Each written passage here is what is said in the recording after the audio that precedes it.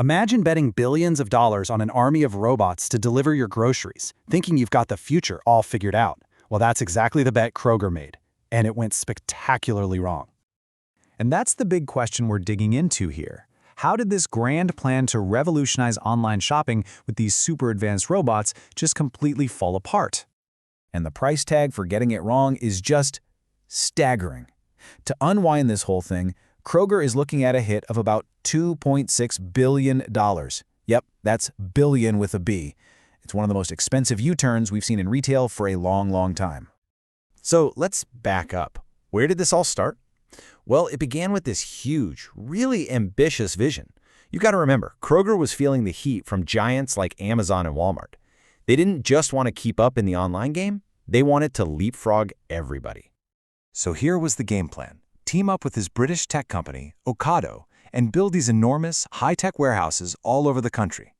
The idea was that swarms of robots would handle everything, making their online grocery business insanely efficient. And you can just feel the confidence they had. I mean, listen to this. The company's leadership really, truly believed they were building the future. They were talking about innovating way ahead of the market to blow customers' minds. But here's where the story takes a turn. Even while they were putting on this brave face, behind the scenes, things were already starting to wobble. The dream of this high-tech utopia was running into some pretty harsh realities. Okay, so what actually went wrong? How did this incredible vision just stumble and fall? Well, it wasn't just one thing. It was more like a perfect storm of bad assumptions and strategic mistakes. And look, this thing didn't just implode overnight. It was one of a slow, painful unraveling. It started quietly, with a pause to check how things were going. Then a few smaller sites got shut down. Before you know it, there's a full review, and then bam, 3 of the main robot hubs are closed for good. So if you boil it all down, it really comes down to 3 huge mistakes. First, they totally misread what American shoppers actually want. Second, they built these incredibly expensive warehouses in the wrong spots. And third, they bet way too big on the pandemic online shopping boom lasting forever. It didn't. And this right here, this gets to the heart of it. The whole model was based on an idea that worked in the UK, that people would be willing to wait a little longer for a better price.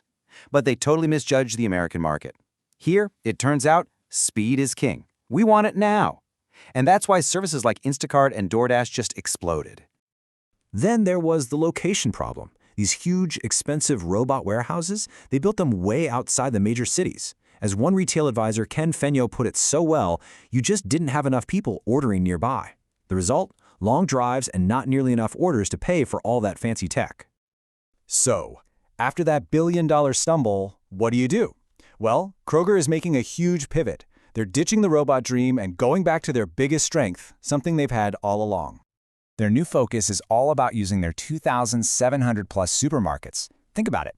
Instead of building brand new, super expensive warehouses, they're just going to use the stores they already have as mini fulfillment centers. It's a way cheaper, what they call capital light, strategy to get closer to customers and deliver faster.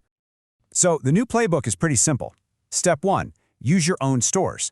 Step 2, partner up with the services that are already winning, like Instacart. And step 3, if you're going to use automation, do it on a much smaller scale, right inside your busiest stores. It's a much safer, much smarter bet.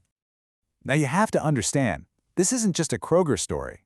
The collapse of this massive project sent some serious shockwaves through the entire grocery world, and the tech industry too. I mean, just look at the damage done to their technology partner, Ocado. Their stock value didn't just dip, it completely cratered. It wiped out 15 years of growth, sending the stock price right back to where it was when they first went public. Kroger's failure was absolutely devastating for them. At the end of the day, this whole saga is a huge cautionary tale. It's a warning about the danger of going all in on one giant, centralized, unproven piece of technology. Sometimes, the smarter move is to be more nimble, more flexible, and use the assets you already have. Which kind of leaves us with this one last fascinating question, doesn't it?